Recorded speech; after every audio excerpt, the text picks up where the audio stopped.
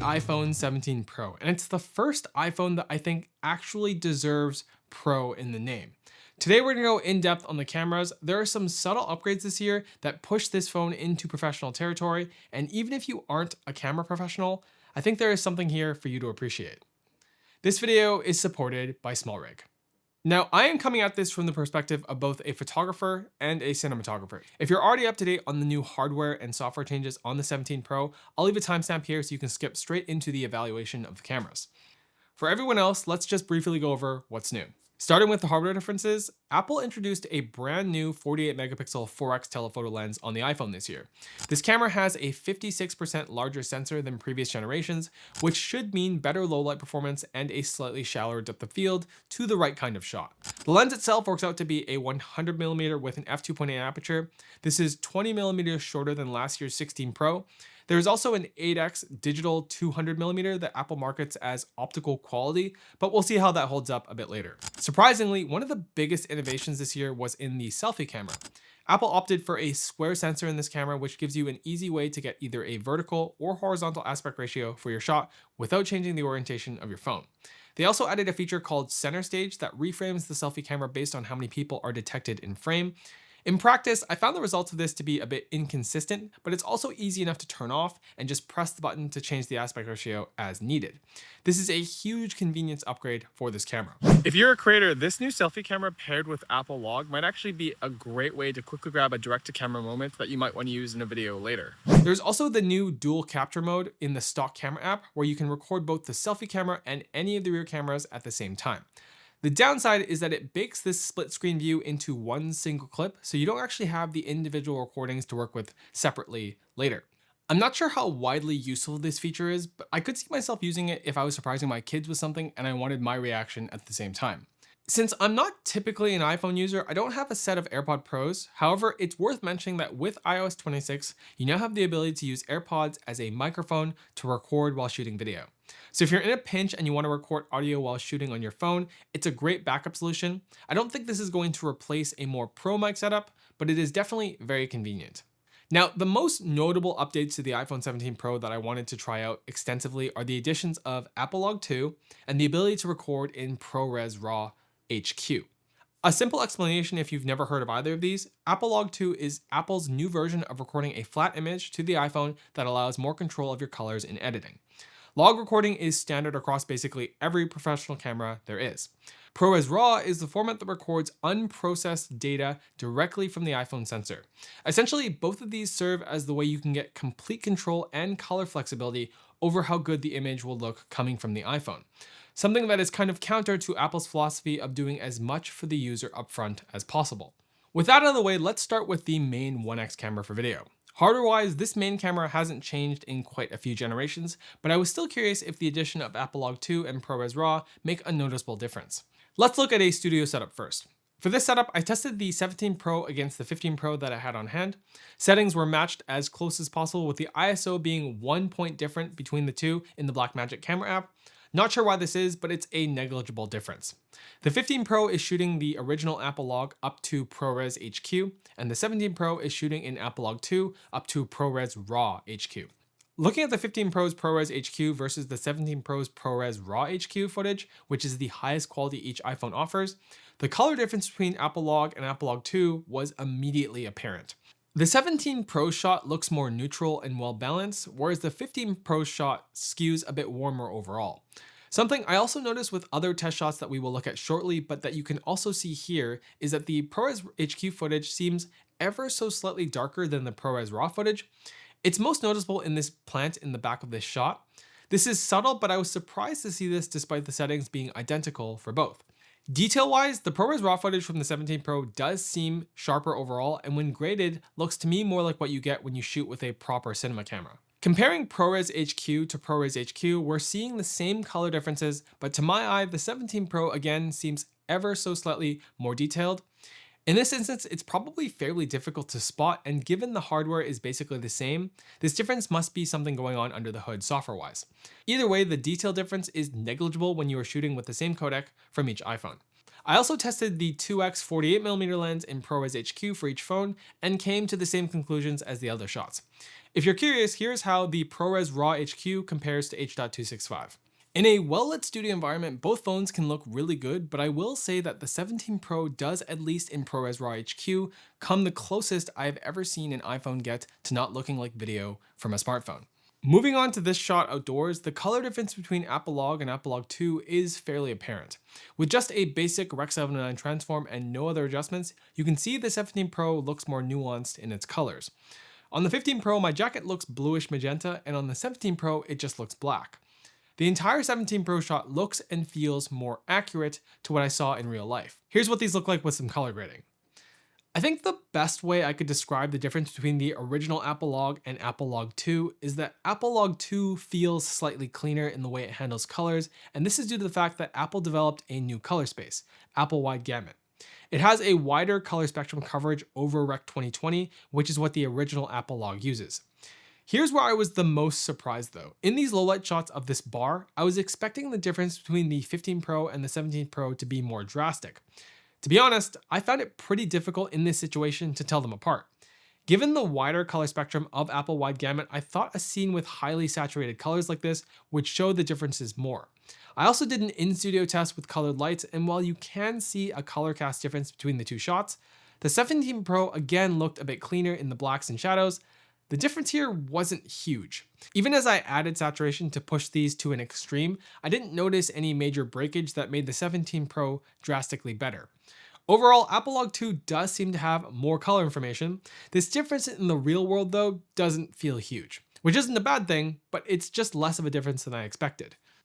The inclusion of ProRes RAW also came with the ability to shoot 4K 4x3 OpenGate on the 17 Pro. OpenGate recording has been talked about a lot in camera videos for a little while now because it's a feature that even some professional cameras do not offer yet. While it's very cool that Apple supports OpenGate even in their first-party Final Cut camera app, I personally think it's a bit of an overrated niche feature. The benefit is supposed to be that if you want to shoot video that you are going to deliver for both vertical and horizontal platforms, you only need to shoot it once for both. However, in my experience, in order to compose a shot that works for both vertical and horizontal delivery, you are compromising the composition for both deliverables. So while it might take more time, I personally prefer to shoot for 16:9 or 9:16 instead of trying to do them at the same time. I know this isn't always possible, but I do this when I can. I think you will always get better looking footage this way because you don't have to compromise for multiple aspect ratios. This isn't to say that this feature isn't useful or doesn't have its place. It's possible you prefer to shoot OpenGate, in which case doing so on the iPhone is now possible and looks really good in ProRes RAW. However, despite the impressive image quality improvements ProRes RAW brings, before you go out and shoot absolutely everything in 4K OpenGate ProRes RAW, let's go over a few downsides. Once you activate ProRes RAW, the option to use Apple's 2x 48mm and 8x 200mm lens goes away. This is likely due to how resource intensive encoding ProRes RAW is. You even lose the hardware stabilization built into the cameras, which when you are using a camera as small as the iPhone can make getting steady footage in ProRes RAW challenging. This is why I'm glad this video is supported by SmallRig. SmallRig just released their new iPhone 17 Pro ecosystem, and I used it extremely heavily throughout the production of this video. Here's a breakdown of the setup that I used. At the heart of the setup, we have SmallRig's dual handheld cage, which consists of a MagSafe phone case that has a built-in kickstand, and this metal rail mount that surrounds the camera plateau that allows you to rig 67mm filters to the setup or use a mount that works with external lenses like the ones from Moment. The case slots really nicely into the main cage, which lets you mount whatever accessories you want. This kit comes with two quick release handles that are super easy to attach and detach from the cage, and when you want, you can also rotate them to become a top handle when you need it. Each handle has a cold shoe mount that I use to mount my SSD and a small microphone. The left handle also comes with this tiny trigger remote, so you can take a photo or hit record on your camera from up to 10 meters away. To easily go from tripod to handheld shooting, they have this Arca Swiss quick release that I use with their hot clock quick release plate, but it also just works as is with any Arca compatible tripod. Because the setup adds a bit more weight and improves the points of contact on the iPhone, it makes shooting ProRes RAW handheld a lot more manageable. I also rigged a different setup so I could use the new Blackmagic Pro dock, so I have access to a more professional array of I/O like full-size HDMI, a 3.5mm audio input, and a Type-C port for powering SSDs or other accessories. To keep this setup running all day, I use SmallRig's 50Wh V-mount with this MagSafe cheese plate attached, which keeps the setup fairly tidy, and I don't have to think about power while shooting. If you prefer to shoot super minimal, you can still attach the ND filter mount with enough clearance for even large-ish SSDs like the Samsung T5 here. SmallRig also has more products that will be added to this ecosystem soon, so if you want to be able to more easily shoot handheld or rig your iPhone basically anywhere, you can scan this QR code or check out the first link in the video description for a full breakdown of all the parts I used in my setup when making this video. The final con to consider when shooting with ProRes RAW HQ is the file sizes are pretty big. To put this in perspective, if you shot just 2 minutes a day of ProRes RAW HQ for an entire year, that would be nearly 5 terabytes of footage, whereas if it was H.265, it would only be around 164 gigs. As much as I love shooting the highest quality possible with any camera that I use, it gets expensive quickly to even do a single professional project fully in ProRes RAW HQ. I think ProRes RAW is a decent middle ground since the data rates are less than ProRes 422 HQ, but either way, this is definitely a codec to use very intentionally and only when you need the extra color information. Even with the addition of ProRes RAW and Apple Log 2 this year, the iPhone does still have a pretty limited dynamic range that you can definitely feel with super bright highlights. Because of this, you are typically better off underexposing your iPhone footage by a stop or two depending on the scene, just to make sure you are retaining as much of your highlight detail as possible. Because the iPhone can shoot at ISOs below 100, you retain a lot of information in your shadows, which makes bringing them up as needed even in fairly low light shots very doable. At the same time, this is still a smartphone, so don't expect it to see in the dark.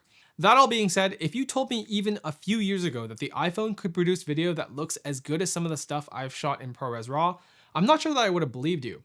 iPhone footage can now be cut with professional cinema cameras very easily.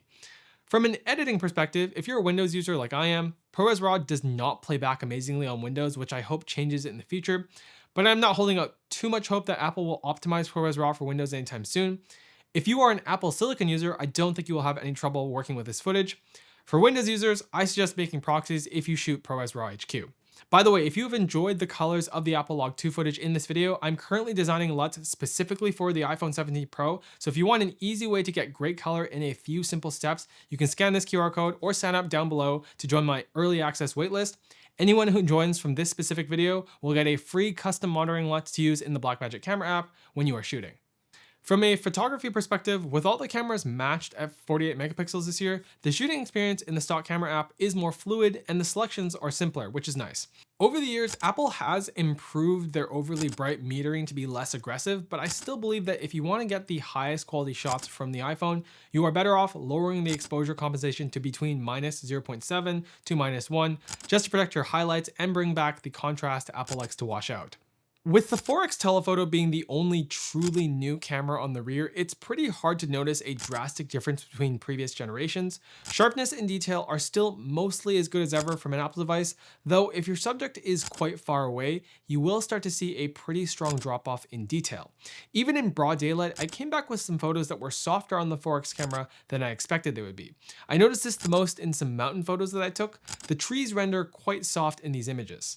I did find the 100mm lens to be more useful than the previous 120mm from the last two generations. The optical quality processing Apple is doing on all the digital cropped lenses does manage to look better than just cropping in on a 1x or 4x camera shot in editing, but I wouldn't go as far as saying it looks as if the iPhone has more lenses than it does. It's great that we can get this much extra reach from the iPhone, but these still do feel like digital cropped, and depending on the subject matter, 8x shots in particular still definitely feel like they were taken on a smartphone. Apple's claim that you have 8 lenses on your phone feels overly generous. In low light, I also found that whatever machine learning Apple is using in their night mode continues to be really aggressive with noise reduction and smoothing.